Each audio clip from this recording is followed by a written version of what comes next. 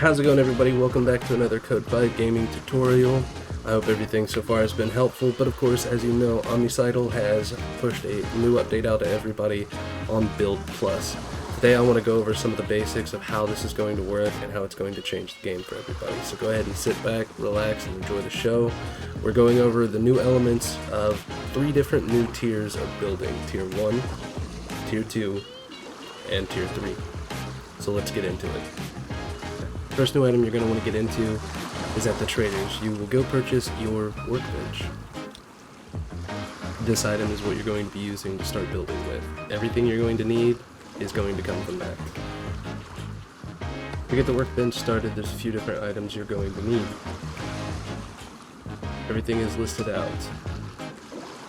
Shoulder, blueprint, 2 logs, 20 planks, 20 metal sheets, 2 things of cement, 4 things of mortar, 5 concrete blocks, 99 nails.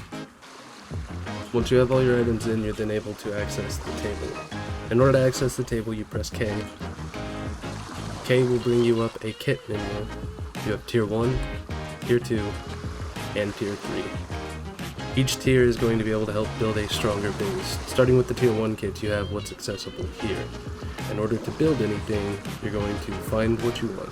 So the first thing we'll start with is a Tier 1 foundation kit. Click on the kit. Although it seems like nothing happens, go ahead and press Tab, and you'll see you now have a Tier 1 foundation kit. Drag it to your hands.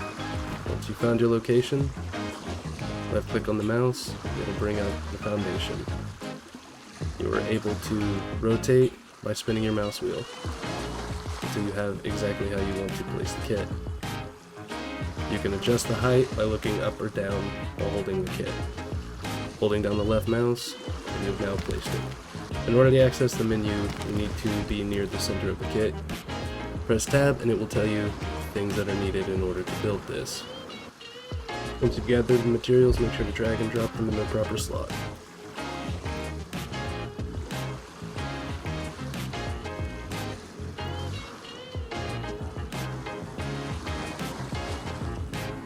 Once you have all your proper materials together, go ahead and hold the left mouse button and build your wooden foundation.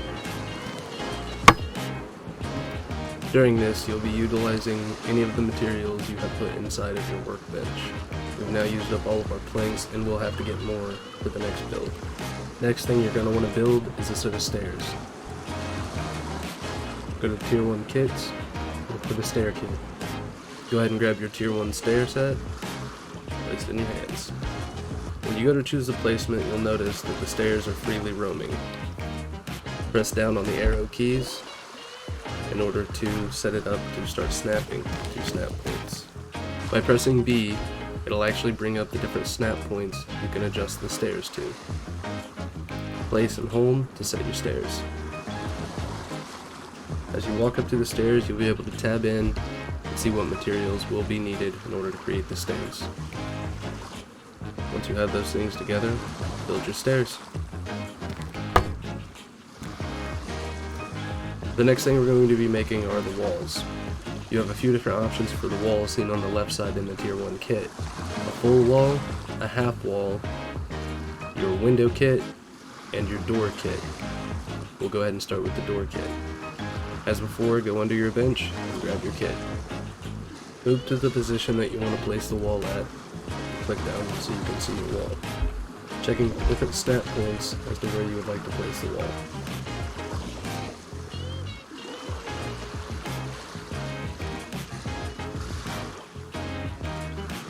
Once you found your snap point, make sure that from the outside you can see what looks like a hologram blue area where the wall will be. And from the inside is a complete red hologram area stating you are inside of the wall you're building. Once the object you're wanting to construct is in place, make sure to go and find out what materials it needs, and then build it. Just the same as the original build of any DayZ objects, a hammer and a hatchet will work just fine. Different objects have different areas where you'll be able to build from them, so make sure to move around until you find the build icon.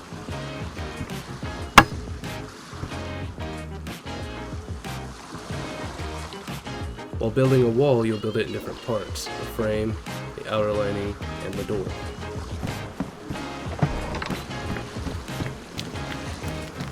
The next thing we're going to build is a window kit.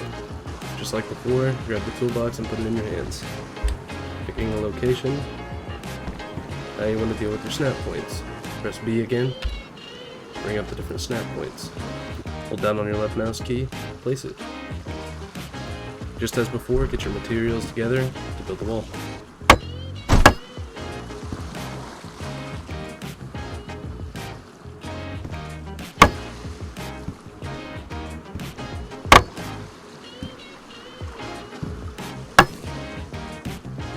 Windows can be open in order to look out and fire your weapons.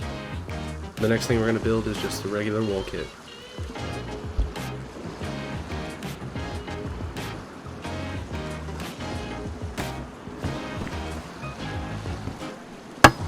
The last wall we're going to look at is actually the half wall. Just as before, check for your snap point.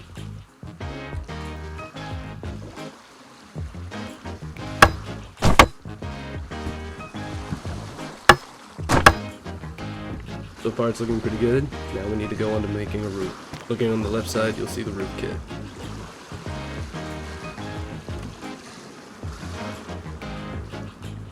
Once you have your snap point set, place your roof. Once you've gathered your materials, go ahead and build your roof.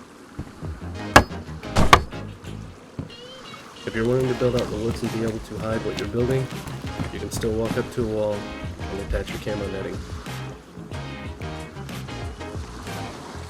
You also have slots for barbed wire and flashlights. Once you've completed that, you have yourself a pretty easy made up shelter for the tier 1 supplies. So now that you know the basics to it, your tier 1 buildings are going to utilize wood frames, mostly meaning you need to make sure you're collecting logs, nails, and planks. You can upgrade these by using metal. Tier 2 is going to use logs, wood, nails, and metal to make a tier 2 sort of base.